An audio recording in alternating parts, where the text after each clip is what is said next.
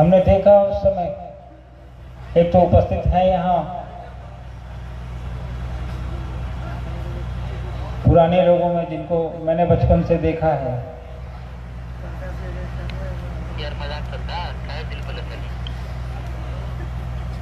तो उस समय से लेकर आज तक पिछले 35-40 सालों में वैसे लोग शिव गुरु के सानिध्य से, शिव गुरु के स्वरूप से जुड़कर आज तक अब आता है कि शिव का गुरु स्वरूप कारगर है।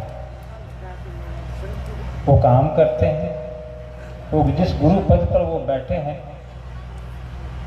उसका निर्वहन भी करते हैं। शिव के गुरु स्वरूप का आज पूरी दुनिया में करोड़ों लोगों के बीच, करोड़ों लोगों के दिमाग में या मन में जो बीज साहब ने डाला है वो प्रस्फुटित हो गया है, वो निकल गया है, अंकुरित हो गया है। हमारी आपकी निर्धारित है, हमें भले ना पता हो कि हमें कब जाना है यहाँ से, लेकिन जिसने भेजा है उसको पता है कि उसको हमें कब वापस बुलाना है। तो जितने दिन, जिस अवधि के लिए हम और आप आए, उस अवधि में वो हर काम हम करना चाहते हैं जो हमारे आपके जीवन में संभव है। साहब ने कहा उसी जीवन में शिव के गुरु स्वरूप को भी अपना लो, कि शिव को अपना गुरु बना सके, महादेव को अपना गुरु बना सके। ऐसा नहीं है कि महादेव पहले गुरु नहीं थे या पहले उनके शिष्य नहीं हुए, साहब श्री के पहले भी हुए। किताबों में आपने पढ़ा होगा, शिव पुराण में भी चर्चा है कि महादेव के कौन कौन से शिष्य हैं, उनके नाम भी हैं उसमें। लेकिन उन लोगों को भी उन्होंने अपने तक ही रखा, समेत अपने तक ही जोड़ा, उससे बाहर की यात्रा उनकी नहीं हुई। तो साहब ने शिव शिष्यों की जो यह यात्रा बनाई है, यह रास्ता बताया है, यह पथ दिखाया है हमको, आपको, उसमें साहब ने कहा कि उस महादेव से जुड़ो, उसके उस स्वरूप से जुड़ो जो ज्ञान देने का काम करता है। क्या सिखाता है? कोई भी गुरु अपने चेला को अपनी तरह बनाएगा।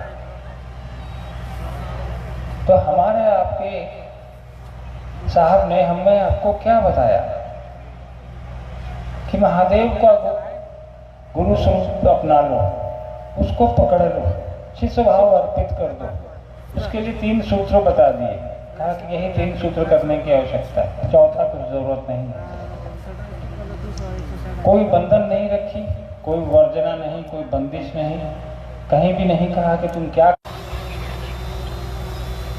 महादेव हर उस इंसान का गुरु है जो धरती पर आया है। जरूरत है उसको शिष्य भाव अर्पित करने की। हम और आप उस मानसिकता में आए कि हे महादेव आप मेरे गुरु हैं, हम पर दया करते।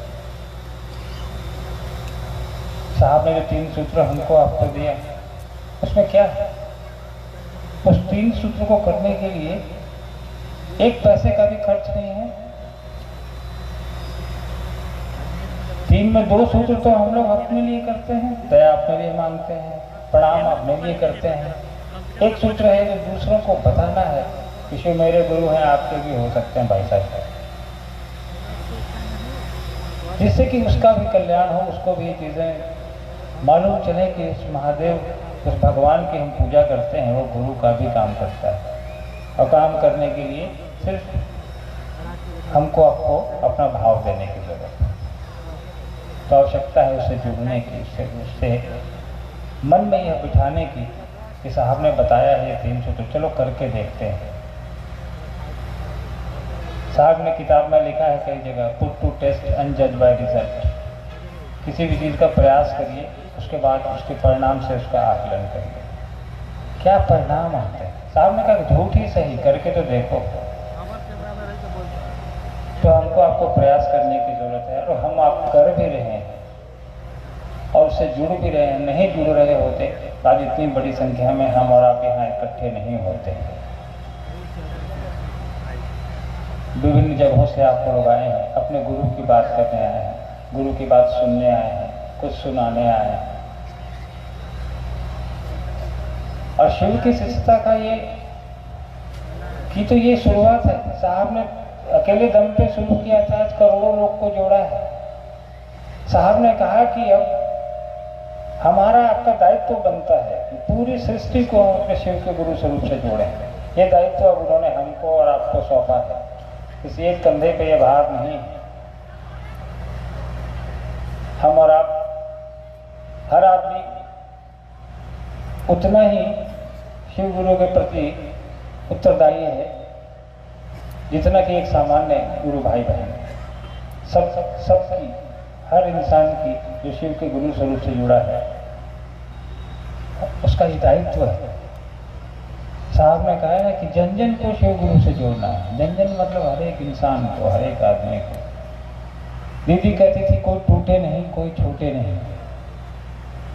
तो हम और आप महादेव के शिष्य हैं, तो इस महादेव के दरबार में हर तरह की चीज़ें होती हैं, हर तरह के लोग होते हैं, हर तरह के जानवर होते हैं, हर तरह के पशु पक्षी होते हैं।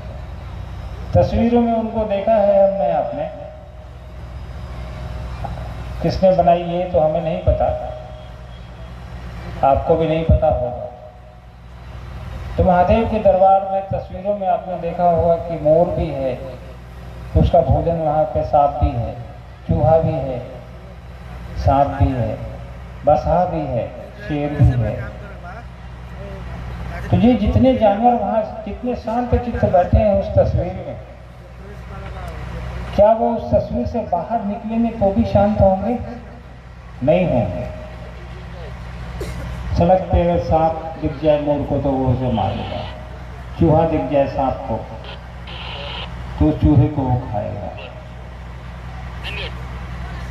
बसहा अगर दिख जाए तो शेर उसे खा जाएगा।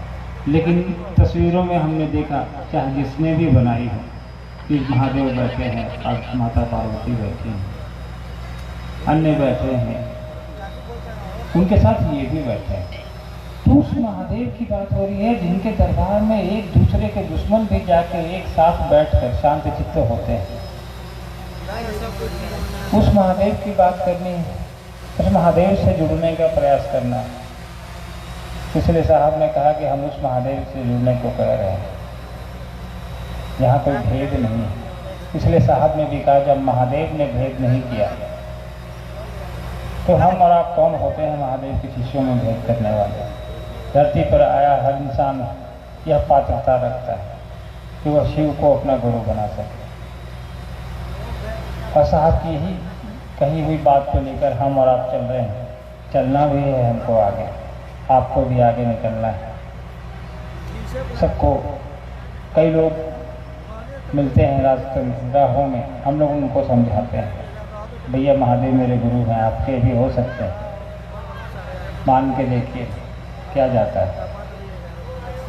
आपने कभी सोचा है कि साहब ने क्यों कहा कि लोगों को कहो?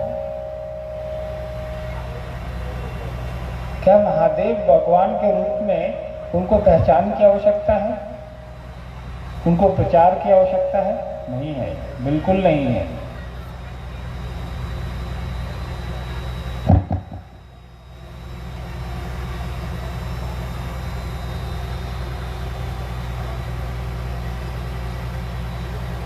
प्रचार की आवश्यकता बिल्कुल नहीं है। लेकिन महादेव के उस स्वरूप की, जिस स्वरूप की साहब ने हमको हमारे आपके लिए स्थापना की है, जिसको व्यापक करने को वो कह रहे हैं, वो है उसका गुरु स्वरूप। जनमानस को उससे परिचित कराने को साहब कह रहे हैं कि महादेव की स्वरूप से जनमानस को परिचित कराओ कि महादेव का ये स्वरूप भी है। और ये आप नहीं कह रहे हैं, ये इतिहास कह रहा है, ये किताबें कह रही हैं, ये पुराण कह रहे हैं, ये ऋषि मुनि कह रहे हैं। साहब श्री हरिनारायण जी ने कहा कि उसी महादेव का वो स्वरूप जो पहले से चला आ रहा है उसको स्थापित करने की आवश्यकता है, उसको जन जन से जोड़ने की आवश्यकता है। तो आवश्यकता है हमको आपको अपने उस महादेव को लोगों तक पहुंचाने की, लोगों के जेहन में डालने की, लोगों को बताने की, समझाने की कि महादेव के गुरु स्वरूप से जुड़िए। और जुड़ने के लिए मात्र यही 3 सूत्र करने की आवश्यकता है। 3 सूत्र करिए, कोई इसमें किसी को ना आपको कुछ देना है, ना किसी से आपको कुछ लेना है, आवश्यकता नहीं है। क्योंकि चर्चा का साहब कहते लोग भी कहते हैं, हम लोग भी कहते हैं, आपने सुना होगा कि शिव चर्चा में कोई खर्चा नहीं है। बात सही है, बात करने में कोई खर्चा नहीं है। गुरु बना के आप नमः शिवाय करते हैं, उसमें कोई खर्चा नहीं है। दया की याचना करते हैं, उसमें कोई खर्चा नहीं है। हाँ, ये हो सकता है चर्चा की व्यवस्था में खर्चा होता है, शिव चर्चा में कोई खर्च नहीं होता। आपने यहाँ खर्च किए, इतने बड़े आयोजन में अपने पंडाल लगाया है, माइक लगाया है, दरी बिछाई, तो ये तो व्यवस्था जनित चीज़ें हैं, ये तो होगा ही होगा। तो एक समय ऐसा भी हम लोगों ने देखा था, जब मंदिरों में हम लोग बैठते थे, 2, 4, 10 लोग होते थे। और एक समय ये भी हम लोग देख रहे हैं कि अब हम लोग डरते हैं कि आवश्यकता से अधिक लोग ना आ जाएं, भीड़ ज़्यादा ना हो जाए, गुरु भाइयों को नुकसान नहीं हो जाए, परेशानी ना हो जाए। इसका मतलब क्या है? ये जो यहाँ जनमानस आप लोग यहाँ उपस्थित हुए हैं, ये बताता है कि शिव का गुरु स्वरूप आपके दिलो दिमाग में बैठा है। आपने समझा है उसके गुरु स्वरूप को, आपके जेहन में साहब दीदी की बातों ने जगह बनाई है। साहब ने कहा कि मन से जुड़ने, कुछ और करना नहीं है। कोई भी विचार पहले मन में आता है। हमारे आपके मन में आया है, उसको हमारे आपके मन ने पकड़ा है, तभी आप यहाँ बैठे हैं, तभी आप आए हैं सुनने कि बरखा दीदी रांची से आई हैं, अनु भी आए हैं, चलिए मिलते हैं उनसे, बात करेंगे, कुछ उनसे सुनेंगे, कुछ सुनाएंगे। मतलब शिव का गुरु स्वरूप आपके मन ने पकड़ा है। यही तो साहब चाह रहे हैं कि हमारा दिल पकड़ रहे, दूसरे का भी पकड़ ले। मेरा तो कल्याण हो ही रहा है, दूसरे का भी कल्याण हो जाए इसी माध्यम से। तो हम लोग को यही करते चलना है। हमारा आपका उद्देश्य शिव को पकड़ने का है, उसके गुरु स्वरूप को समझने का है। एक बहुत पुरानी शायरी किसी ने लिखी होगी, मुझे पता नहीं, कि साहब ने भी कई जगह उसको कोट किया है। पूरी तरह तो मुझे याद नहीं, एक लाइन में सुनाता हूँ आपको। उसमें है कि ये बरखा जी को याद है, इनसे मैं पूछा, सूरत ही नहीं सीरत भी बदलनी चाहिए, कुछ है ना ऐसा? हाँ, हंगामा खड़ा करना मेरा मकसद नहीं, ये सूरत ही नहीं, ये सीरत भी बदलनी चाहिए। तो भीड़ इकट्ठा करना मकसद नहीं है, न साहब का था, ना आपका है, ना हमारा है। तो आवश्यकता है हमारे मन में मुलाकात इससे बड़ी जगह पर हो। और इस पूरे वीरगंज में अरे कोई एक ऐसा घर ना हो जहाँ शिव के गुरु नाम का, शिव के गुरु स्वरूप का दीपक नहीं जल रहा हो। इस उम्मीद के साथ आप लोग मुझे अनुमति दीजिए। आप सभी को मेरा प्रणाम है। धन्यवाद।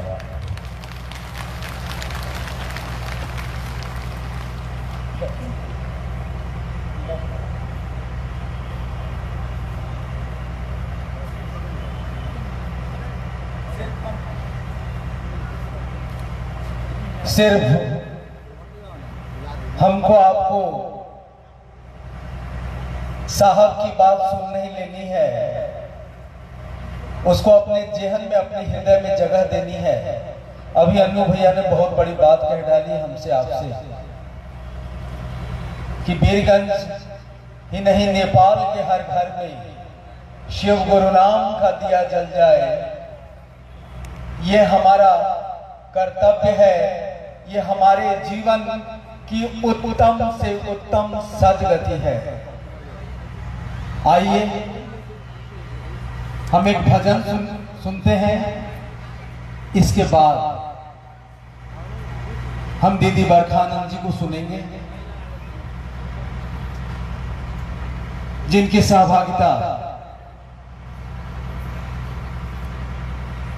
की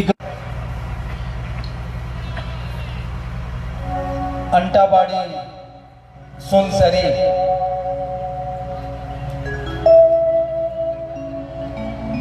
परसा जिला नेपाल का यह कार्यक्रम हमारे आपके दिल में साहब दीदी के आशीर्वाद को एक रूप दे, इसके लिए हम आप सभी प्रार्थनारत हैं।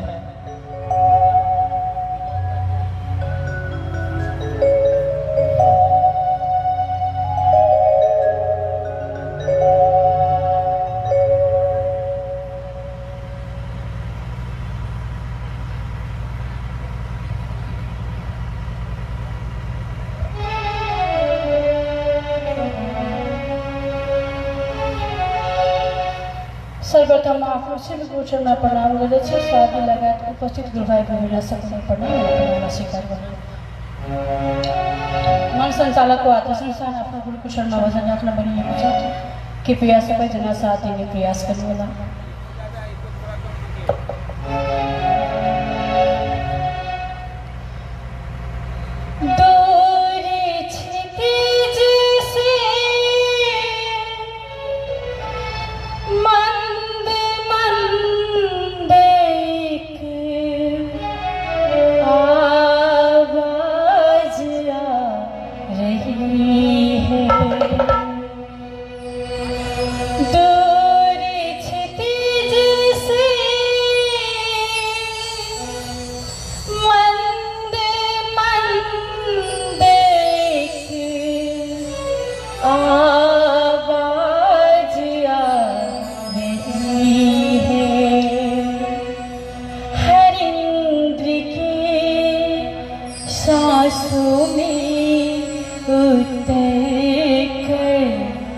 सबको सुना रही है, शिव ही ठिकाना ठोर। आओ चले शिव की ओर, आओ चले शिव की ओर, आओ चले शिव की ओर।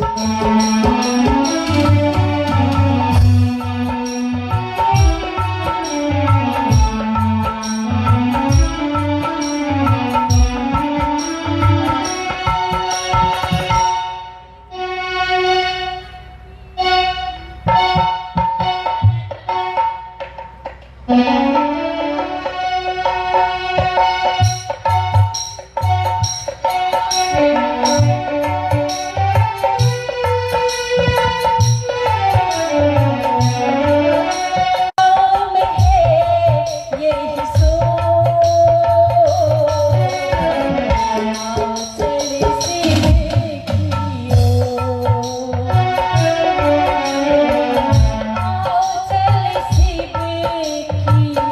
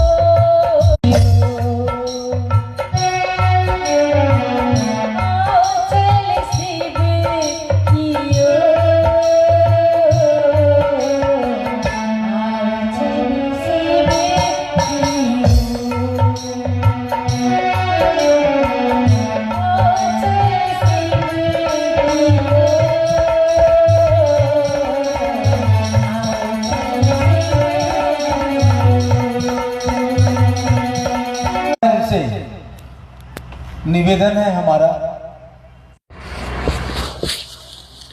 वो शिव गुरु के इस पावन मंच तक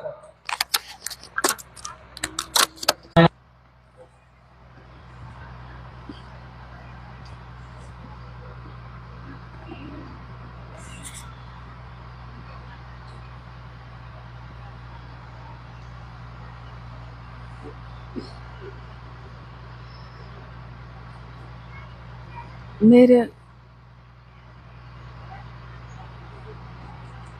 ऑन है, ऑफ है, अच्छा।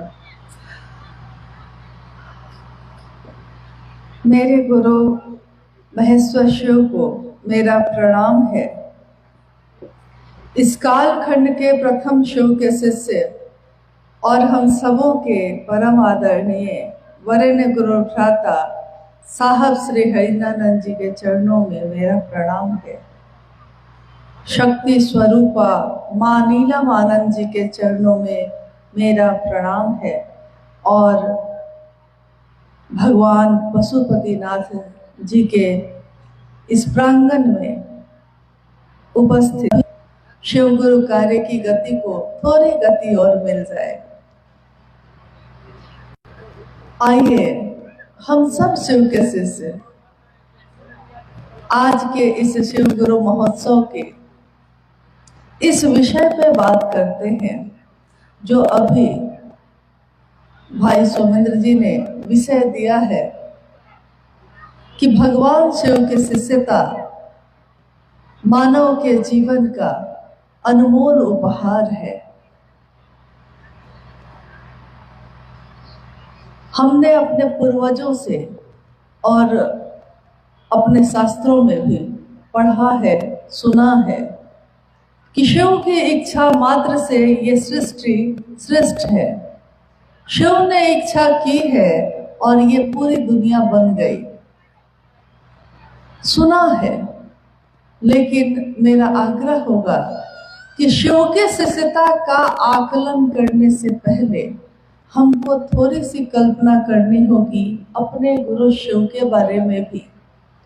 हम उस शिव को पूरा तो नहीं जानते, हम उनसे सशरीर तो कभी मिल नहीं पाए, लेकिन एक कल्पना, एक एहसास जो दिल करता है, जो दिमाग करता है, थोड़ा सा भी हम अगर करते हैं तो उसमें हम पाते हैं कि भगवान शिव की शिष्यता का अप्रतिम स्वरूप जो धरती पे उतरा है, जब से सृष्टि सृष्ट है तब से है। ये जगत गुरु का रूप उनका तब से है, लेकिन धरती पे उतरा किसके माध्यम से और कब? कितने युग बीत गए। कहते हैं काल बदलता सदियां गुजरती, काल बदलता गया, सदियां गुजरती गई, लेकिन उनका रूप नहीं बदला। जो शुरू हुआ था अहरनिश, वही रूप चलता चला गया जगत में। और इतने युग के बाद आया कली युग, यानी ये युग जिसमें हम और आप जी रहे हैं, रहते हैं। और इसी युग में सन 1948 में एक महामानव का जन्म हुआ। महा शब्द जिसके साथ लगा है, यानी कि मानव के आध्यात्मिक उन्नयन का चरमोत्कर्ष, चरम जो होगा, वो जहां जाके ठहर जाता है, उस ऊर्जा को जो मानव तन में आया है, उसको हम कहते हैं महामानव। तो महामानव हरिंद्रानंद जी का जन्म हुआ सिवान के अमलोरी गांव में 31 अक्टूबर 1948 को सुबह जन्म हुआ और तिथि खंडित होकर शाम में पूरी दुनिया में दीपावली मनी। दीपावली जिसमें हम दिए जलाते हैं, जिसमें हम कहते हैं जो अंधेरे से रोशनी की तरफ जाने का पर्व है, ये त्योहार है। ये इसके लिए हम दिए जलाते हैं और जगत के अंधेरे को दूर करने की बात होती है। जगत का अंधेरा तो दूर हो जाता है, क्योंकि दिए की रोशनी से उजाला फैलता है, बल्ब की रोशनी से उजाला हो जाता है, लेकिन मन में फैले अंधेरे को दूर करने के लिए कोई दिया हमने नहीं जलाया। उस दिन उस बालक का जन्म जब हुआ, धरती के लोगों ने स्वागत किया, बिना जाने कि कौन आया है धरती पे, ये जाना भी नहीं किसी ने, और दिए जल गए। उनके जीवन की बाकी जो घटनाएं हैं आपने सुनी होगी अभी, या पहले की चर्चाओं में आपने सुना होगा, पढ़ा होगा, किसी ने बताया होगा। ये मुझको नहीं मालूम कि आपको किसने क्या बताया है, लेकिन मैंने एक शिव के शिष्य के हृदय से, एक शिव के शिष्य के हृदय से जिस महामानव का दर्शन किया है, उसकी एक झलक शब्दों में व्यक्त करने का एक प्रयास है मेरा। शब्दों में व्यक्त करना प्रयास ही होता है, पूरी तरह नहीं हो पाता। अगर एक माँ से कहा जाता है कि तुम अपने बच्चे से कितना प्रेम करती हो, बोल के बताओ, तो क्या वो माँ बोलकर बता सकती है? बच्चा पूछता है, माँ तुम मुझे कितना प्रेम करती हो? माँ कहती है इतना। बच्चा कहता है और कितना? माँ कहती है इतना। मतलब कितना भी वो अपने हाथ को फैला दे, कितना भी बोल दे, लेकिन उसके हृदय में जो प्रेम है अपने बच्चे के लिए, वो बोल के नहीं बता पाती, एक झलक मिलती है। वैसे ही हमारे वरेण्य गुरु भ्राता साहब श्री हरिंद्रानंद जी के लिए शिव शिष्यों का हृदय कितना कृतज्ञ है, कितना कृतज्ञ है। कोई कहे, पूछे कि बोल के बताइए, तो कृतज्ञता भी बोलकर बताई नहीं जा सकती, बता नहीं पाते हम, बस बोलने का प्रयास करते हैं। बालक हरिंद्रानंद जी जब बड़े होते गए और 12 साल की उम्र में उन्होंने एक चमत्कार देखा। 12 वर्ष के जब हुए, साहब हरिंद्रानंद जी के पिता डॉक्टर विश्वनाथ प्रसाद सिंह शिक्षा विभाग में एजुकेशन डायरेक्टर थे। उनके पास साधु संत लोग आते रहते थे और वो भी बीच बीच में अपना समय उनके साथ व्यतीत करते थे। एक दिन घटना ये हुई कि साहब के पिताजी बैठे हैं, उनके सामने एक साधु के रूप में एक व्यक्ति आके बैठे हैं, और बालक जो अब 12 वर्ष के हो गए हैं, हरिंद्रानंद जी, वो वहीं पे खड़े देख रहे हैं कि मेरे पिता उस व्यक्ति से क्या बात कर रहे हैं। बस इतना ही हुआ, उस व्यक्ति ने खरी का, यानी जो हम अंग्रेजी में टूथपिक कहते हैं, दांत साफ करने का जो छोटी सी लकड़ी होती है, खरीका हम लोग आम भाषा में बोलते हैं उसको। खरीका जो उसके हाथ में था, उसने जमीन पे पटका, वही जो जमीन थी उस पे पटक दिया, और जमीन पे पटकते ही वो लकड़ी का छोटा सा टुकड़ा, वो खरीका सांप में बदल गया। जैसे ही बालक हरिंद्रानंद जी जो 12 वर्ष के थे, उन्होंने जैसे ही ये देखा, इस घटना का प्रभाव उस बच्चे के मन पे ऐसा पड़ा कि वो चीख पड़े। उनको लगा कि ये क्या हो गया।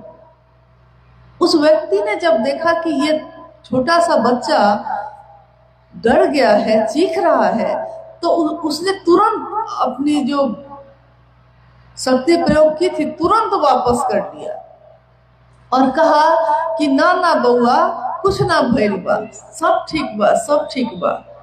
वही सांप फिर से खरीका में बदल गया। एक 12 वर्ष का बालक ये सोचने लगा कि ये क्या है। उसको बताया गया कि ये चमत्कार होता है। चमत्कार यानी वैसी घटना, वैसी चीज जो हमको अपनी आंखों पे विश्वास नहीं होगा और घटित हो जाती है। तो चमत्कार जो होते हैं उसके बारे में हम कहते हैं कि जो विश्वास नहीं हो ऐसी घटना हो गई, चमत्कार ही ना हो गया, हम कहते हैं। तो उनके मन पे इस बात का इतना असर हुआ कि उन्होंने कहा कि मुझको भी ये सीखना है। एक 12 वर्ष का बालक ये कहता है कि मुझको चमत्कार सीखना है, क्योंकि उसके मन में, उसके जीवन में चमत्कार सीखना बहुत बड़ी बात है। जैसे हमारे घर में बच्चे के लिए आप कहिएगा कि चावल खा लो, दाल खा लो, सब्जी खा लो, और वो कहेगा कि नहीं चॉकलेट खाएंगे, उसके लिए चॉकलेट बहुत बड़ी चीज है। लेकिन आप माँ हैं, पिता हैं, आप जानते हैं कि भोजन की जरूरत क्या होती है। बच्चा नहीं जानता, उसके लिए वो टॉफी, वो चॉकलेट, वो बैलून, उस बच्चे के लिए वही सबसे बड़ी चीज होती है। आध्यात्म की धरती पे पहला कदम था वो, और बालक हरिंदरानंद जी ने सोचा कि मैं अब चमत्कार सीखूंगा। एक तरफ उनके घर में शिक्षा का माहौल था, यानी उनके पिता शिक्षा विभाग के पदाधिकारी थे, उनके बाकी भाई बहन पढ़ाई करते रहते थे, घर में शिक्षक लोगों का आना जाना रहता था। कभी कभी मैंने देखा है कि किसी घर में अगर शिक्षक हो, कोई मास्टर है, तो वो अपने बच्चे को इतना बोलेगा पढ़ने के लिए कि बच्चा भी परेशान हो जाता है। और वो पिता कहता है कि अरे भाई तुम्हारा पढ़ना बहुत जरूरी है, अगर तुम बढ़िया से पास नहीं किए तो लोग कहेंगे कि मास्टर साहब का बेटा ही नहीं पास किया तो हमको क्या पढ़ाते हैं। और सोचिए, साहब के पिताजी तो शिक्षा विभाग के सबसे बड़े पद पे थे, तो उनको लगता था कि मेरा बड़ा बेटा बर्बाद हो गया। जैसे ही कोई ईश्वर की बात करता है तो दुनिया यही समझती है कि ये तो बर्बाद हो गया, अब ये किसी काम का नहीं रहा। सच भी है, जब इश्क हमें हो जाता है, जब प्रेम हमें हो जाता है, तो हमें दुनिया की सुध-बुध नहीं रहती। तो वो पहला कदम उनका, इसके लिए उन्होंने बारी बारी से कितने लोगों को अपना गुरु बनाया। कभी किसी अघोरी के पास गए, कभी किसी कपालिक के पास गए, कोई साधु मिल गया, कोई संत मिल गया, कोई योगी मिल गया, जो जैसा मिला गुरु बदलते चले गए। एक गुरु के पास जाते, उससे सीखने की कोशिश करते, लेकिन फिर जब उससे भी नहीं सीख पाते तो दूसरे गुरु के पास जाते। एक तलाश शुरू थी उनके जीवन में, एक चमत्कार सीखने की तलाश।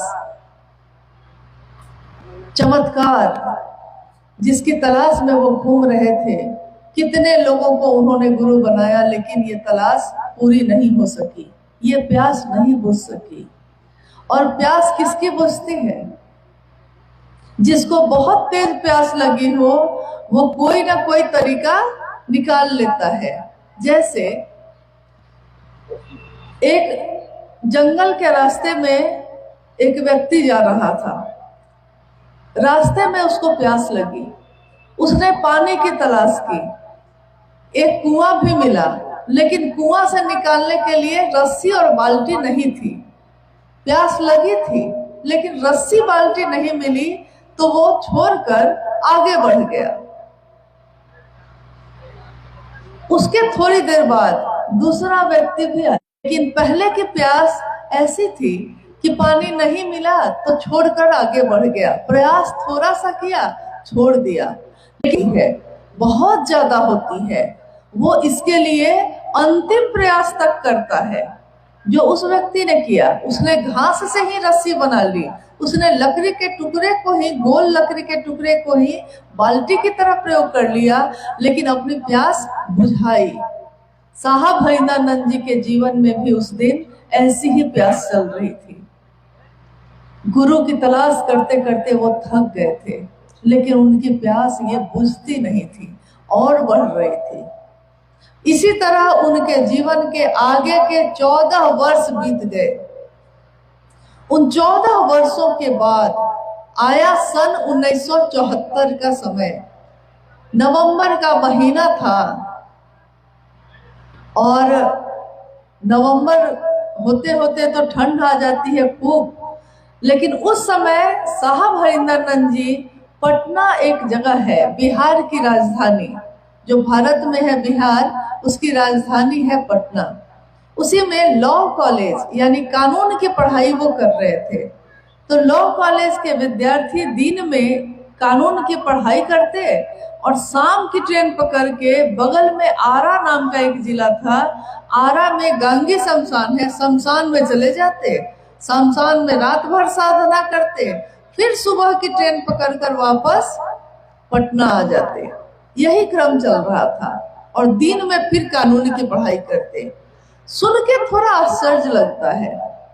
एक तरफ अध्यात्म के तरफ चलने का रास्ता प्रशस्त हो रहा था, शमशान और कब्रिस्तान, ये सुनते ही हमारे मन में एक भय पैदा होता है। अगर हमको दिन में भी कोई कह दे कि शमशान के पास से चले जाओ अकेले, तो हम लोग साथी ढूंढने लगते हैं। हम लोग को लगता है कि शमशान के बगल से गुजरेंगे तो भूत न पकड़ ले हमको, कोई साथी हो जाता तो अच्छा होता। लेकिन सोचिए, ये एक 12 वर्ष का बालक 12 वर्ष से लेके अगले 14 वर्षों तक लगातार इस साधना को करता रहा, मात्र गुरु की तलाश में। सच्चा गुरु कौन है जो मेरे मन की प्यास को बुझाएगा? और एक दिन एक घटना हुई, मात्र इतनी ही सी बात थी। ये घटना ऐसा नहीं कि रोज सबके जीवन में घटती है, लेकिन कोई कोई उसका साक्षात्कार कर पाता है, कोई कोई उसको जान पाता है। उस दिन नवंबर के अंधेरी रात में, ठंड का मौसम था, अंधेरी रात में शमशान में बैठे हुए साहब हैदरानंद जी के मन में एक विचार आया। उन्होंने मुड़कर अपने जीवन को देखा। मुड़कर मतलब शरीर से नहीं, मन से मुड़ के अपने जीवन को देखा जो अभी तक चला आ रहा था। उनके मन ने देखा कि पिछले 14 वर्षों में मैंने न जाने कितने गुरु बदले, लेकिन मुझको वो नहीं मिला जिसकी मुझको तलाश थी। और क्या तलाश थी ये पता भी नहीं चल रहा था। उन्होंने कहा कि मेरा मन उस समय हताशा से भर गया, निराशा से भर गया। मैं बिल्कुल ही श्रांत क्लांत होकर बैठ गया और मैंने कहा कि ये क्या हो गया मेरे जीवन के साथ, ये क्या हुआ? इतना लंबा समय व्यर्थ हो गया, खराब बीत गया।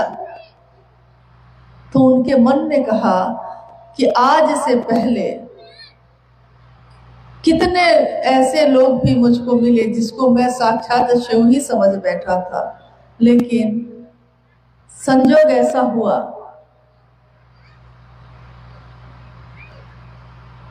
कि मेरे मन में ये विचार उठा कि मैंने अपने घर में सुना था लोगों से कि गुरुर ब्रह्मा गुरुर विष्णु गुरुर देवो महेश्वर, गुरु साक्षात पर ब्रह्म तस्मै श्री गुरुवे नमः। ये श्लोक हमारे घरों में गूंजता है, हमारे पूजा में गूंजता है, मंदिरों के शिवालयों में गूंजता है कि गुरु ब्रह्मा होते हैं, यानी ब्रह्मानी शक्ति धारित करते हैं। गुरु वैष्णवी शक्ति धारित करते हैं, गुरु रुद्रानी शक्ति धारित करते हैं। लेकिन अंतिम लाइन है कि गुरु साक्षात पर ब्रह्म होते हैं, यानी गुरु सीधे ईश्वर होते हैं। मात्र इतनी ही बात। ये श्लोक लंबे समय से चला आया था, हजारों वर्षों से भारत देश में और विश्व के नेपाल में और देशों में इस श्लोक का प्रयोग हजारों वर्ष से हो रहा था। लेकिन किसी के मन ने यह नहीं सोचा कि जब गुरु साक्षात ब्रह्म होते हैं तो वो पर ब्रह्म यानी शिव स्वयं गुरु क्यों नहीं है।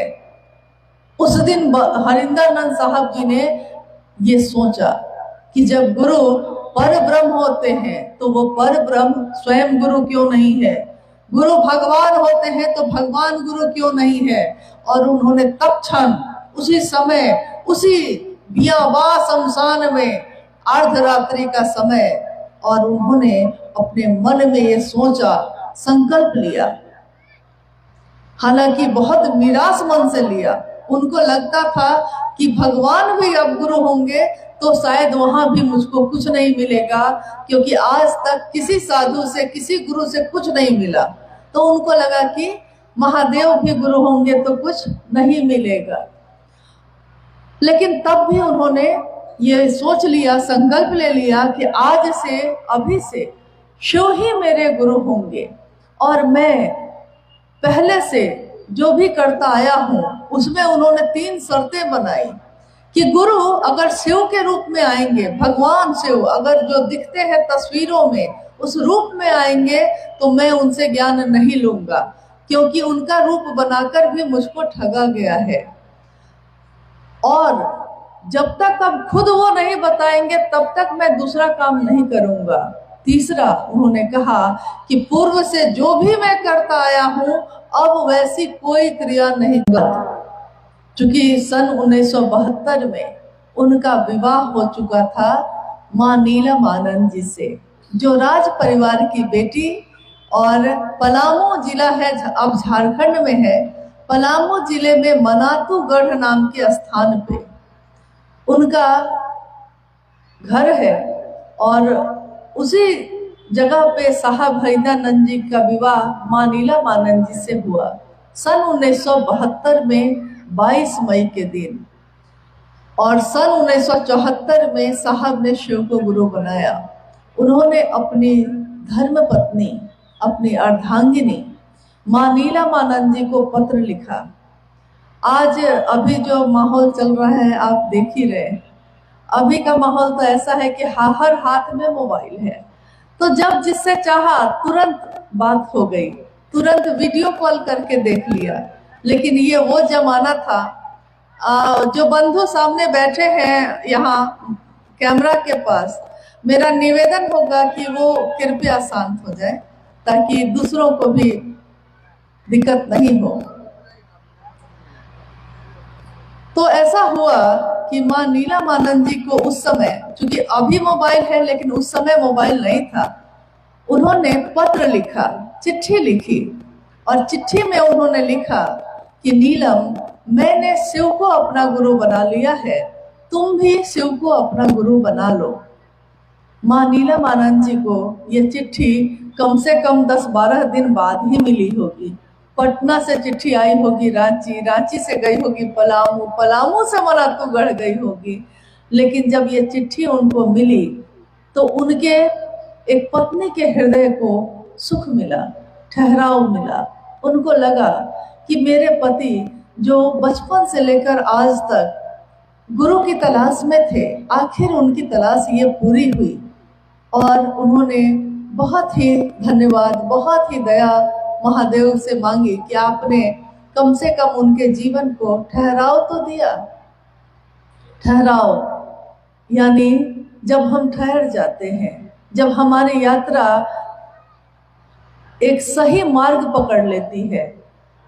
संसार में इतनी पगडंडियां हैं, इतने रास्ते हैं कि हम उसमें ही उलझ के रह जाते हैं। जब ईश्वर की तरफ, मुख्य मार्ग की तरफ आते हैं तो उन पगडंडियों से निकलकर मुख्य मार्ग में आने वाला सीधे अपनी मंजिल को देख पाता है, फिर वो उस मंजिल पे बढ़ता चला जाता है।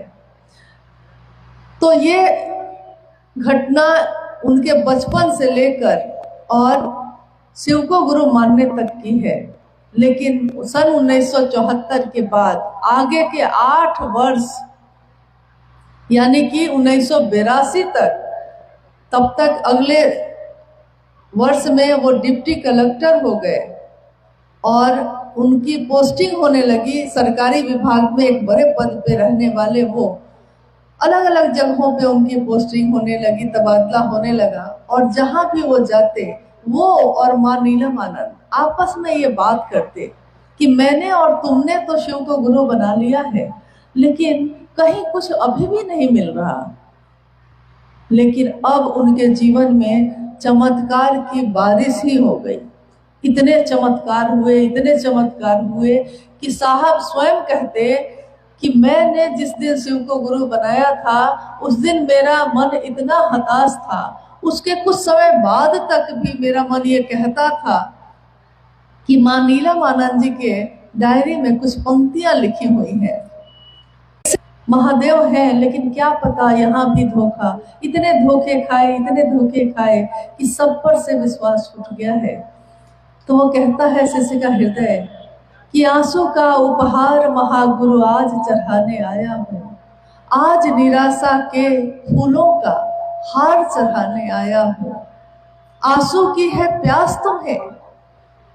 महादेव को वो कहता है कि महादेव, मेरी आंखों से इतने आंसू बहते हैं, इतना दुख है मेरे जीवन में, इतना कष्ट है, आंसू की इतनी प्यास तुमको हो गई है कि मेरी परीक्षा ही लिए जा रहे हो। आंसू की है प्यास तुम्हें, लो प्यास बुझाने आया हूँ। आंसू का उपहार महागुरु आज चढ़ाने आया हूँ। और विश्वास कभी ठहरता है, कभी टूटता है। जब विश्वास ठहरता है और टूटता है, फिर वो कहता है, था विश्वास अब तक तुम पर, गर्व तुम ही पे करता था, तुमको सर्व, तुमको अपना, सब कुछ तुमको ही समझता था, लेकिन उठता है विश्वास तुम पर, फिर किस पर विश्वास करूंगा मैं। हे महादेव, आप पर से विश्वास उठने लगता है, लेकिन फिर सोचता हूँ कि किस पे दूसरा है, कौन है ऐसा जिस पे विश्वास करूं। तो फिर आंसू का उपहार यही है अब मेरे पास, क्योंकि अब तो आंसू भी न रहेंगे, क्या तुम पर वारूंगा मैं। अब मेरे पास आंसू भी एक दिन सूख जाते हैं बहते बहते। फिर हम कहते हैं कि अब तो आंखों से आंसू भी नहीं बहते, क्या तुम पर वारूंगा मैं, क्या तुमको दूंगा मैं, अब तो दया कर दो। और देखिए, गुरु भगवान महादेव सुनते तो हैं, लेकिन सही में महादेव को ऐसे ही बौरहवा नहीं कहा गया है। सुनते हैं लेकिन थोड़ा देर से। कल रात से हम लोग उनसे दया मांग रहे थे कि कल आप ही का कार्यक्रम है, थोड़ी दया करके धूप निकाल दीजिए, लेकिन सुबह से दोपहर होते होते तक भी बादल बने ही रह गए, और जब दोपहर हुआ तब कहीं जाकर धूप निकली। हम लोग जब यहाँ के लिए चले तो हम लोगों ने कहा कि महादेव, बौरहवा सही में है, आप सुनते तो हैं लेकिन समझते बहुत देर से हैं। काम होते होते में आधा दिन तो ऐसे चला गया। तो खैर, महादेव सुनते हैं, लेकिन बहुत करीब से सुनते गरीब की, तज लाज अपनी लाज रखते उसकी जो उनके शरण में आता है। तो उस दिन साहब भैरवानंद जी के साथ इस धरती पे उनका साथ देने वाला कोई नहीं था, लेकिन तब भी अकेले ही चले थे वो। और साहब भैरवानंद जी कहते हैं कि अकेला ही चला था मैं, लोग मिलते गए, कारवां बनता गया।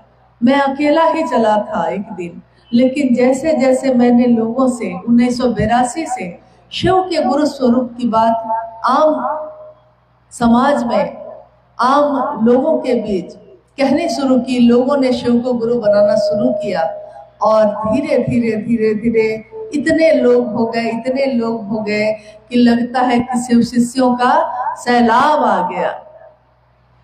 आज हम खड़े हैं 2024 में, और देखिए, गिनती नहीं है कि कहाँ कितने शिव के शिष्य हैं। एक अकेले शिव के शिष्य के संकल्प में इतनी ताकत है, इतनी ताकत है कि वो चाहें तो पूरे जगत को शिव शिष्यता से के भाव से भर सकते हैं, भरते हैं वो। इसीलिए जब हम कहते हैं कि शरीर से मिलना हो किसी से, तो शरीर के मिलने का बहुत अर्थ नहीं होता। साहब भैरवानंद जी का शरीर जब तक सामने रहा है, हम लोग उनके शरीर से भी मिलते रहे, लेकिन उनके अंदर जो ऊर्जा थी, जो शिव से मिली थी और शिव से मिलकर लोगों को शिव से मिलवा रही थी, उस ऊर्जा से मिलने के लिए तो मन से ही मिलना पड़ता है। इसलिए आज भी हमको आपको मन से ही उनसे मिलना होगा। भगवान शिव के शिष्यता का ये अनुपम उपहार इस धरती के लोगों पे उन्होंने खुले हृदय से लुटाया, इतने खुले हृदय से कि अपने पास कुछ भी नहीं रखा। हालांकि उनके जीवन में भी काफी कष्ट थे, काफी दुख, काफी परेशानियां थी। अपने गुरु शिव की बात की, और ये उनका भावाचरण, उनका आचरण हम से शिष्यों के लिए अनुकरण करने योग्य है, क्योंकि उन्होंने जिस तरह अपने दुख, अपनी परेशानियों को लोगों के सामने से हटाकर शिव को सामने किया है, वैसा ही हमको आपको भी करना चाहिए।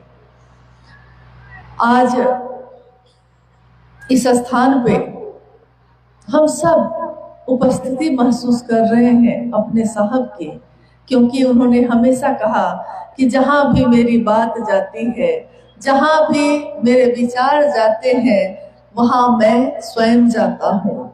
और हर जगह जहाँ उनके विचार जाते हैं, जहाँ वो जाते हैं, हम सब भी गुरु भाई गुरु बहन भी उस जगह पर उनके साथ जाते हैं।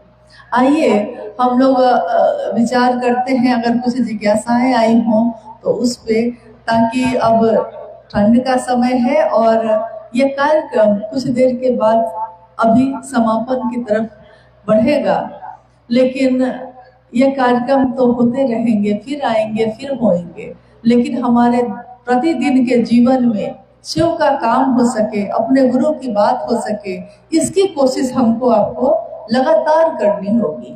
आइए जिज्ञासाओं पे बात करते हैं। जिज्ञासा है कि पशुपतिनाथ शिव की पूजा, पशुपतिनाथ शिव की पूजा हम नेपाल वासी करते हैं, तो उनको अलग से गुरु बनाने की क्या आवश्यकता है? कृपया समझाया जाए। जो उनके जिस रूप से जुड़ा है वो उसी रूप की जिज्ञासा भी रखता है। स्वाभाविक है, नेपाल राष्ट्र जो है भगवान पशुपतिनाथ के लिए भक्ति भाव से सराबोर है, तो उसको लगता है कि जब मेरे आराध्य, मेरे इष्ट शिव स्वयं है ही, पशुपतिनाथ के रूप में है, तो उनको गुरु बनाने की जरूरत हमको आपको क्यों है? याद रखिएगा कि ईश्वर के रूप में यही अंतर है, उनके ईश्वर के रूप में और उनके गुरु के रूप में। ईश्वर के रूप में वो हमको हमारी सभी मनोकामनाओं की पूर्ति करते हैं। जो मनोकामना लेकर हम शिवलिंग पर जाकर जल चढ़ाते हैं, भगवान महादेव वो सुनते हैं और मनोकामनाओं की पूर्ति भी होती है। तभी मंदिरों में इतनी भीड़ है, तभी देवालयों में इतनी कतार लगी हुई है लोगों की दर्शन करने की, क्योंकि वहां से मिलता तो है ही। अब है कि गुरु के रूप में आखिर उनसे मिलने की जरूरत क्या है? सामान मिल जाए, संपत्ति मिल जाए, वैभव मिल जाए, लेकिन उसको चलाने का ज्ञान नहीं हो, तो जब चलाने का ज्ञान ही नहीं होगा तो वो संपत्ति या वो वैभव मेरे किस काम की? जैसे किसी को मोटरसाइकिल खरीद कर आप दे सकते हैं, लेकिन अगर उसको मोटरसाइकिल चलाना नहीं आता हो, इसका ज्ञान नहीं हो, तो वो क्या करेगा? मोटरसाइकिल अपने घर के दरवाजे पे लगा के खड़ा कर देगा, लेकिन उसको चलाने नहीं आएगा, तो बस देख सकेगा, चला नहीं सकेगा। एक बार मैंने देखा कि एक व्यक्ति मोबाइल में पासवर्ड लगा हुआ था, वो अपने ही मोबाइल का पासवर्ड भूल गए।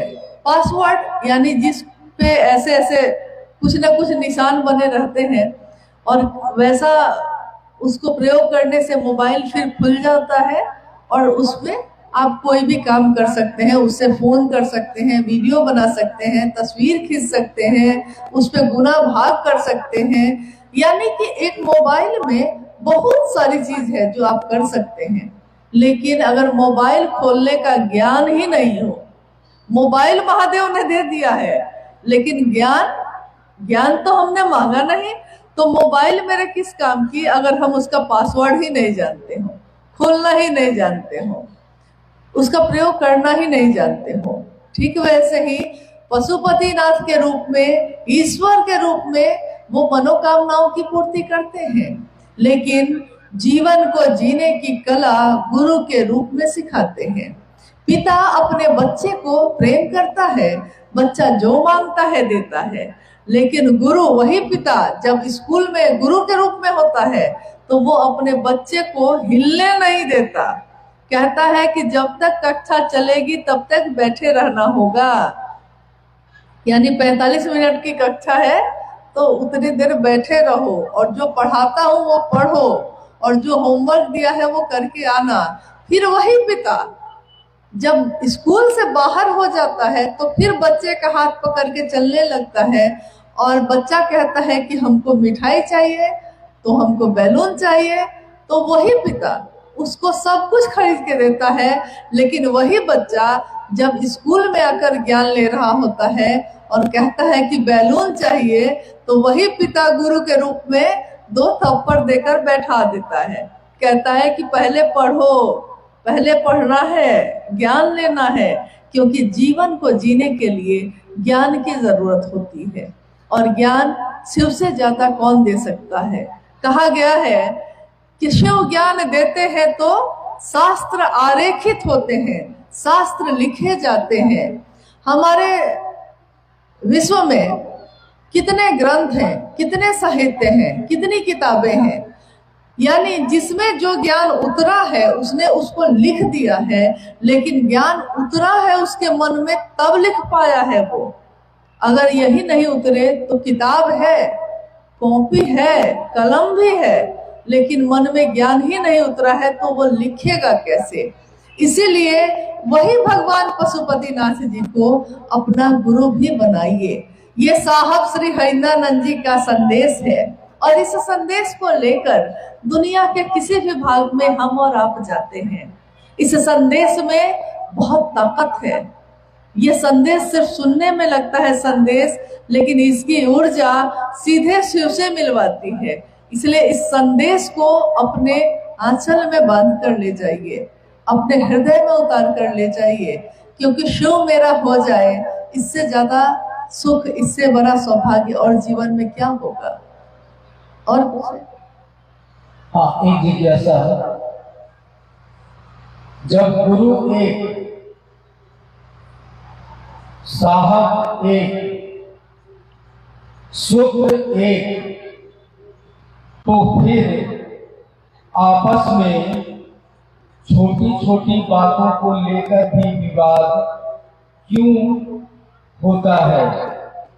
लक्ष्य है पूरे ब्रह्मांड को शिव गुरु से जोड़ना, तो फिर ऐसा क्यों? कृपया। आपने जिज्ञासा सुनी है। जब गुरु एक, हमारे गुरु कौन है? शिव गुरु एक है। ये साहब कौन है? शिव के शिष्य हरिंद्रानंद जी, जिनको हम साहब कहते हैं प्रेम से, सम्मान से। साहब एक, गुरु एक, उस गुरु को बताने वाले, मिलवाने वाले एक, और रास्ता भी एक ही है। यानी कि जहां भी महादेव की बात करिएगा, आप भी वही बात करिएगा जो हम करते हैं, हम भी वही बात करेंगे जो आप करते हैं। न मेरी बात उससे अलग होगी, न आपकी बात उससे अलग होगी। यानी रास्ता एक ही है, तीनों सूत्र करने का तरीका भी एक ही है। तो जब सब एक ही है तो ये आपस में मनभेद या मतभेद क्यों होता है? यही ना, मनभेद क्यों होता है, मतभेद क्यों होता है? गुरु एक, पहले तो गुरु का ध्यान करिएगा तब ना मनभेद नहीं होगा, तब ना मतभेद नहीं होगा। गुरु का ध्यान छोड़कर हम लोग दूसरी चीजों का ध्यान करने में लगे हैं। हम इसी के लिए फिर से आते हैं साहब हरिंद्रानंद जी के जीवन में। माँ नीलम आनंद जी के साथ वो विराजमान है और माँ नीलम गीत गाती है, दिल के तारों को छेड़ जाती है। यो शिष्यों के फूल यहाँ खिलते हैं, यो दया गुरु की रंग लाती है। क्या दिख रहा है उनके जीवन में?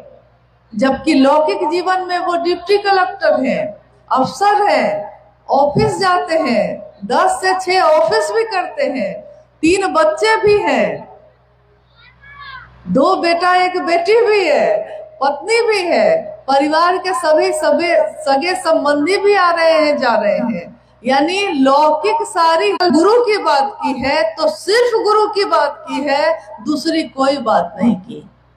लाख शिकायत आई, उन्होंने नहीं सुना। कहा कि शिकायत लेकर तो आए हो, समाधान बता दो। शिकायत लेकर आना तो बहुत आसान है किसी का, लेकिन इसका समाधान खोज के लाते ना, तब ना समझते कि मेरा कुछ हाथ बटा रहे हो। तो हम ये देखते हैं कि उनके जीवन में भी बहुत हलचल है, कष्ट भी है, मानसिक भी, शारीरिक भी, आर्थिक भी। आर्थिक इसलिए मैंने कहा कि अभी भाई ओम जी यहाँ बैठे हैं, उस समय ये युवा थे, नवयुवक, और इन्होंने उस घर का हाल जरूर देखा होगा रह के। डिप्टी कलेक्टर खुद साहब हरिंदरनंद जी, माँ नीलम आनंद राज परिवार की बेटी, जिनके लिए सोने और हीरे का कोई मोल नहीं था, इतनी संपत्ति थी उनके घर में, लेकिन एक ईमानदार अफसर के साथ विवाह हुआ। ईमानदार अफसर जो होगा वो बस अपना तनख्वाह लेता है। 15-20 तारीख होते होते साहब के घर में पैसे खत्म हो जाते थे। हमारे घर में पैसे कम होने लगते हैं तो हम बेचैन हो जाते हैं, उनके घर में तो पैसे खत्म हो जाते थे। तो माँ कहती उनको आके कि महादेव को आरती करने के लिए घी नहीं है। वो कहते कि कोई बात नहीं, अगरबत्ती से कर लो। माँ कहती कि अगरबत्ती भी नहीं है, तो साहब कहते तो हाथ जोड़ के कर लो। वहां तो हृदय की हुंडी न स्वीकार होती है, हृदय का भाव स्वीकार होता है, तभी तो वो भोला है, हमारा भाव लेकर ही खुश हो जाता है। ऐसे ही कर लो। घर में सोचते कि क्या बनेगा, कैसे बनेगा, तो थोड़े में गुजारा होता था, हो जाता था, खींचतान के हो ही जाता था। यानी आर्थिक रूप से भी कसमकस पूरे महीने झेलना पड़ता था। उसमें महादेव के काम के लिए जब वो जाते थे तो सरकारी जीप का प्रयोग नहीं करते थे, बस से, ट्रेन से, ट्रैक्टर से, बैलगाड़ी से, पैदल। अभी कुछ महीने पूर्व हम लोग गए थे गढ़बरवारी शमशान भूमि, जहाँ पे साहब ने पहला शिव गुरु महोत्सव किया था। उस स्थान का दर्शन करते हुए मैंने पूछा वहाँ के पुराने गुरु भाइयों से कि जब साहब दीदी इस स्थान पे आए थे कैसा अलौकिक समय रहा होगा, किस तरह आए थे। तो उन लोगों ने कहा कि यहाँ से स्टेशन बहुत दूर है, ट्रेन से वो पटना से आते थे, स्टेशन पे उतरते थे और वहां से स्वयं साहब और माँ नीलम आनंद पैदल पैदल ही चलकर, क्योंकि कोई सवारी नहीं थी, कितने किलोमीटर पैदल चलकर धूल धूसरित पैरों से उस जगह पे पहुंचते थे और महादेव की बात करके 1 दिन 2 दिन रुक के चले जाते थे। सोचिए, उनके पास थी चीजें थी, सरकारी अफसर थे, वो चाहते तो अपने जीप से जाते, चाहते तो गेस्ट हाउस में रुकते, लेकिन उन्होंने ये स्वीकार नहीं किया। कारण एकमात्र ही एक ही था, कारण बस ये था कि एक बड़ा सरकारी अफसर अगर गेस्ट हाउस में रुकेगा तो वहां के सामान्य गांव के रहने वाले लोग वहां उसके पास कैसे आएंगे, कैसे आएंगे? क्योंकि जाने की हिम्मत नहीं होगी, उसको लगेगा कि बहुत बड़े अफसर हैं। जैसे हम लोग को महादेव के लिए पहले यही लगता था कि महादेव तो ईश्वर है, महेश्वर है, महादेव महाकाल है, उस महादेव के पास हम जैसे लोग कैसे जा सकते हैं? पहले हम लोग को महादेव के लिए भी ऐसा ही लगता था। लेकिन साहब ने कहा कि नहीं, शिव से ज्यादा अपना तो तुम्हारा कोई भी नहीं है, और धीरे धीरे हमारे मन ने इसको समझा। उसी तरह लौकिक जीवन में वो इतने बड़े पद पे थे कि लोगों को लगता था कि इनके पास हम कैसे जाएंगे, लोग उनके पास आ सके, लोग उनसे बात कर सके, इसके लिए वो गांव-गांव में किसी के घर में रुकते थे। जो रूखी सूखी मिल गई, कभी भात नमक भी खाया है, कभी तो ये भी मयस्सर नहीं हुआ। एक बार साहब और माँ बैठे थे और उन्होंने खुद ये घटना बताई थी। रांची में 2003 में उन्होंने कहा कि एक गांव में मुझको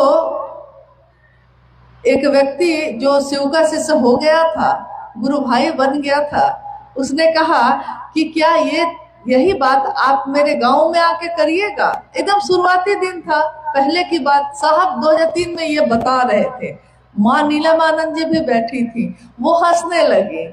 तो साहब ने कहा कि हुआ ये कि जिस व्यक्ति ने मुझको बुलाया था अपने गांव में, जब हम लोग बस से गए, बस से 2-3 लोगों को साथ लेकर हम और नीलम जब वहां गए, तो गांव में जब जाते हैं तो देखते हैं कि बस स्टैंड के पास कहीं उसका अता पता नहीं है, मतलब वो व्यक्ति है ही नहीं।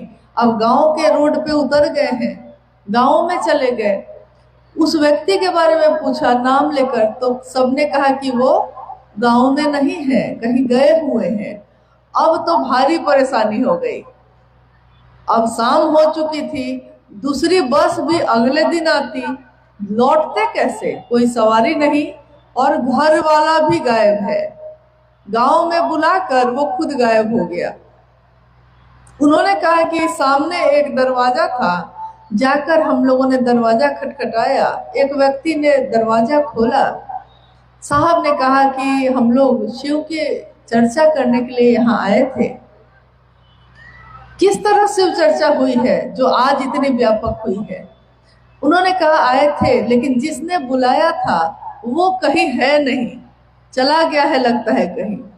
तो उन्होंने कहा साहब, दीदी और 2-3 गुरु भाई जो साथ में थे, उनके साथ वहीं खाट पे बैठे हुए, और अब रात कैसे बीते तो बात किए जा रहे हैं। सोचिए ना कैसा समय होगा वो, कैसा अद्भुत समय होगा उस गांव में, आखिर ऐसा कैसे हो गया। लेकिन हर चीज जो आज हमको लग रही है कि परेशानी है, उसके अंदर कितना सुख है, कितना शिव का संदेश है, ये एक छोटी सी घटना बताती है। थोड़ी देर बाद जब रात का 11:30 बजा, तो उसी व्यक्ति ने घर का दरवाजा फिर से खोला और उसने कहा कि सुनिए ना, भोजन बन गया है, आप लोग अंदर ही आके भोजन कर लीजिए। अब देखिए 11:30 बजे, महादेव सुनते हैं, बहुत देर से सुनते हैं, लेकिन 11:30 बजे रात में भोजन के लिए कह रहा है, जिसने अभी शाम में कहा था कि हम खाना नहीं दे सकेंगे आपको। जब भोजन करने लगे सब कोई, तो उस व्यक्ति ने पूछा कि उस समय आप क्या कह रहे थे कि आप लोग किस काम के लिए इस गांव में आए थे? तो साहब ने बताया कि हम लोग शिव को गुरु मानते हैं, गुरु चर्चा के लिए आए थे। और क्या होती है शिव गुरु की चर्चा, ये बताया उसको। उस व्यक्ति ने कहा कितनी सुंदर बात है, कितनी अच्छी बात आप कह रहे हैं, ये मेरे मन को बड़ा अच्छा लग रहा है। आप ऐसा करिए ना, आप कल शाम की गाड़ी पकड़ के जाइए, सुबह में हम खुद जाकर गांव के सारे लोगों को बुलाकर लाएंगे, और आप स्वयं बैठकर इस बात को जो अभी आपने मुझको बताया है उन लोगों को भी बताइएगा। सारे लोग प्रसन्न हो गए कि अरे महादेव के काम के लिए आए थे, जिसने बुलाया था वो तो गायब हो गया, लेकिन जिसके लिए सोचा भी नहीं था वो तो महादेव का काम पूरा का पूरा कंप्लीट करने पे लगा हुआ है। सुबह हुई, सुबह में उसने नाश्ता भी कराया, गांव के सारे लोगों को बुला के एक जो चबूतरा था वहां बैठा भी दिया। साहब शिव की चर्चा करते हैं, फिर वहां से शाम की गाड़ी गांव के लोग उनको पकड़ाने भी जाते हैं। कहते हैं हारे का तो सहारा है, जब सारे सहारे छूट जाते हैं वो महादेव अपना आदमी खड़ा कर देता है वहां। इसलिए हमको आपको ये भ्रम कभी नहीं होना चाहिए कि मैंने किया है इसलिए हुआ है, क्या पता महादेव किसको खड़ा करके क्या करवा देंगे, और ऐसा हुआ है। किस मानसिकता से साहब ने उस दिन महादेव का काम किया था? एक ही ध्येय था, एक ही मन में संकल्प का दिया चल रहा था कि महादेव मेरे गुरु हैं, मैं खुद भी शिव का शिष्य बनूं यथार्थ में, और दुनिया के लोगों को भी प्रेरित करूं। बस इतना ही संकल्प था उनके मन में। और अभी जिज्ञासा क्या है कि जब गुरु एक है, जब रास्ता एक है, रास्ते को बताने वाले, गुरु तक पहुंचाने वाले एक है, तो मतभेद कैसा है? कैसा मतभेद है ये? क्योंकि हमने गुरु के तरफ ध्यान किया ही नहीं है। अभी भी हमारा मन महादेव के गुरु स्वरूप के तरफ उस तरह से जुड़ा नहीं है। और इसके लिए मेरा निवेदन है कि 3 सूत्रों का सहारा आप जरूर लीजिएगा। मन ही मन अपने गुरु शिव से दया मांगिए। हे शिव, आप मेरे गुरु हैं, मैं आपका शिष्य हूँ, मुझ शिष्य पर दया कर दीजिए, मुझ शिष्य पर दया कर दीजिए। क्योंकि जब भी हम इस बात का प्रयोग करते हैं, हमारा मन बोली बोलती ये है, लेकिन हमारा मन सोचता ये है कि मेरी बेटी ठीक हो जाए, मेरा बेटा ठीक हो जाए, उसको नौकरी हो जाए, मेरे पेट का दर्द ठीक हो जाए, माथा में दर्द है वो ठीक हो जाए, खेत की फसल ठीक हो जाए। यानी देखिए, साहब ने कहा था कि शिव का शिष्य निस्वार्थ भाव से अपने गुरु के काम में आगे बढ़ता है।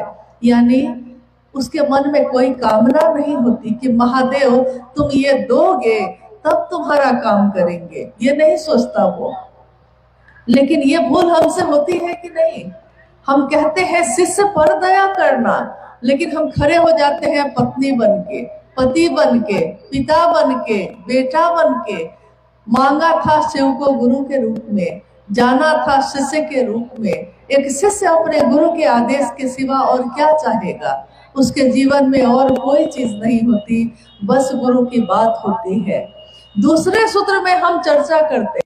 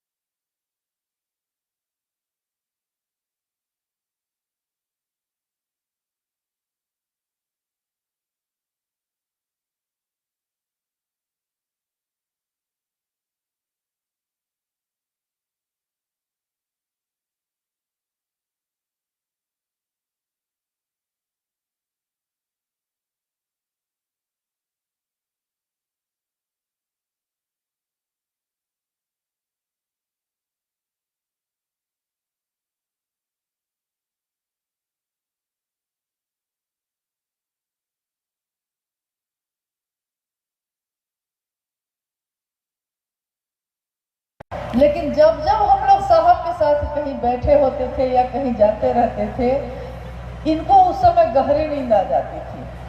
साहब हम लोग हंसने लगते थे कि क्या बात है कि अनु जब मेरे पास आता है सो जाता है। तो मैंने उनको कहा कि मुझको लगता है कि जैसे ही ये आपके पास आते हैं, इनके मन को बहुत आराम मिल जाता है।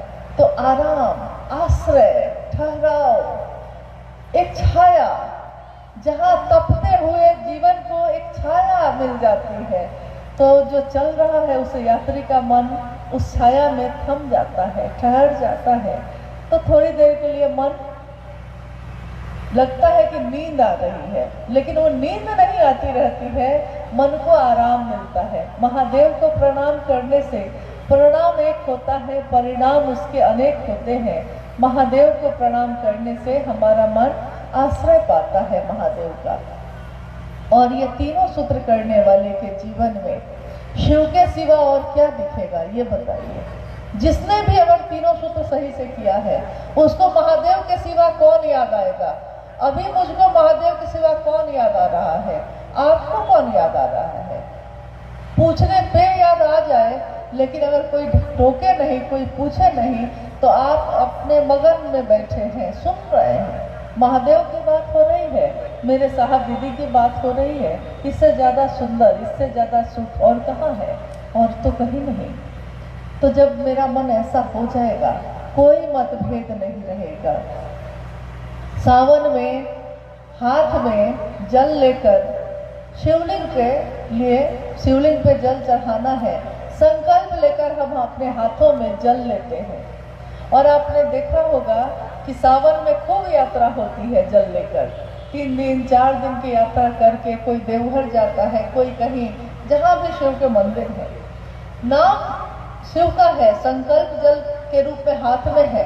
कितने लोग, अलग अलग जाति, अलग अलग धर्म, अलग अलग राज्य के लोग, अलग राष्ट्र के लोग, अलग वेशभूषा के लोग, अलग विचार, अलग पसंद नापसंद के लोग चलते हैं, लेकिन सबके हाथ में अपना संकल्प है।